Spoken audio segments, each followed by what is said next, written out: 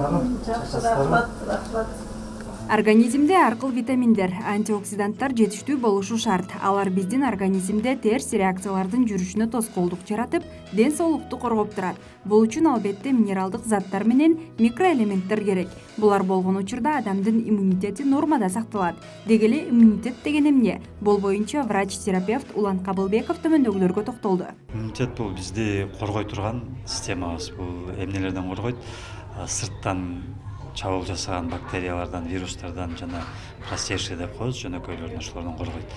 Бул бизди коргоп, биздин ошо ден соолугубузду сактап тура турган, бир ошо баланста кармап тура турган система.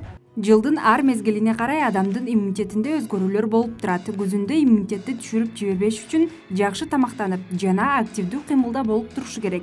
Адис иммунитетти бекем бойдон сакташ үчүн мүмкүн болушунча эрте укташ керектигин айтат. Түнкү саат 10-11ден кийин организмде өзгөрүүлөр жүрөрүн билдирген жана бул убакытта эс алуу ден соолукта жүрүүнүн бирден бир жолу. Ал эми бир нече оорулардын пайда болуусуна алып келген иммунитеттин төмөндөп кетүүсүнүн бир канча себептери бар.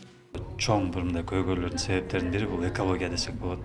Экологиясы таза эмес, машиналарды көрүп атабыз, көмүр жагабыз, башка кылабыз. Анан кийин эмебиз дагы бир себеп бул стресс болушу мүмкүн. Азыркы жашоодо аябай кыймыл аракет көп, оюбуз дагы бир жерде турбайт, ою дагы тез азыр. Ошо депрессия, стресске болгондо да иммунитет түшөт дагы, ошон оорулар бизге жабышат, кыргызча айткандачы. Анан тамак аштан да зависит кылат. Биз жеген тамак ашка карайт, таза тамак жеп атабызбы, кандай качественный тамак жеп атабызбы, ошого да карайт да. Сапатына карайт, тамактын жеген тамактын сапатына, анан көлөмүнө да карайт. Дарыгер теңдештирилген тамактанууда жакшы иммунитеттин калыптанышына себепкер экенин билдирди. Иммунитет үчүн витаминдер өтө пайдалуу. Маселен, С витамини ал цитрус өсүмдүктөрүндө, апельсинде, лимондо, грейпфрутта, ит мурунда, чычырканакта, болгар калемпиринде, капустада жана чөп-чарда көп. 1 жаштан жогорулардыкы, аларда тез ооруп, чоң кишилердики деле тез ооруп, грипп болуп, инфекционный оорулар деп коебуз, ошолор тез ошо кабылып, айыкпай болорса текшериш керек. Эмнеден иммунитет, эмнеден азайды, кайсы жерде сбой бар, кайсы жерде бир оору бар депчи. Анан иммунитетти көтөрүш үчүн эмне кылышыбыз керек? Биз ошо ооруганда эле ойлонбошубуз керек. Мисалы, ооруп калганда эле иммунитетти көтөрүшүбүз керек. Иммунитет түшүп кетти депчи. Ар жыл сайын, ошо жыл бою биз эмне кылышыбыз керек? Закаливание деген нерсе бар. Күндө көбүрөөк жүрүшүбүз керек. Физкультура менен занимация кылышыбыз керек. Таза тамак аш жешибиз керек, сапаттуу.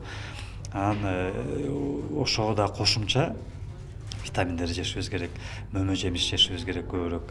Таза абада көбүрөөк болушубуз керек. Анан жаш балдарды дагы таза абага көбүрөөк алып чыгып, кыймыл аракет кылдырып, физкультура кылдырып караш керек. Анан иммунитет биз эмне кылабыз? Мисалы, иммунитет менен биз иммунитетти дарылар менен да түшүрүп алабыз да, көбүнчө антибиотик менен.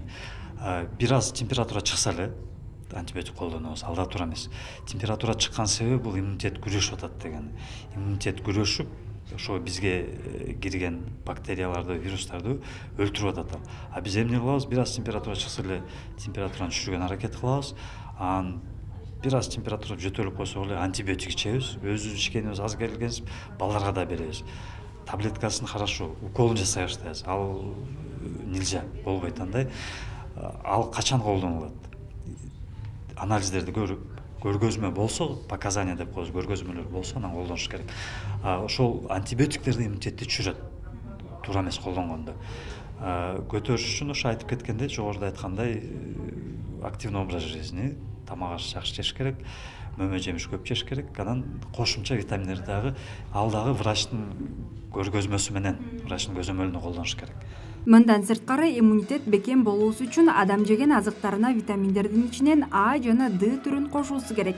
Кишинин организминде коргоочу функцияларды омега 3гө ширелген май кислоталары да аткарат. Аны менен катар эле Е витамини да эң маанилүү антиоксидант. Организмде иммундук клеткаларды калыптандырууда маанилүү роль ойногон селен, цинктерди да унутпоо керек. Андыктан туура тамактанып, туура жашоо образын калыпка салуу менен оорудан оолак болууга болот. Нуржамал Төштүк кызы, Самат Сайдаматов, Ош ТВ, Ар Отан көрсөтүүсү.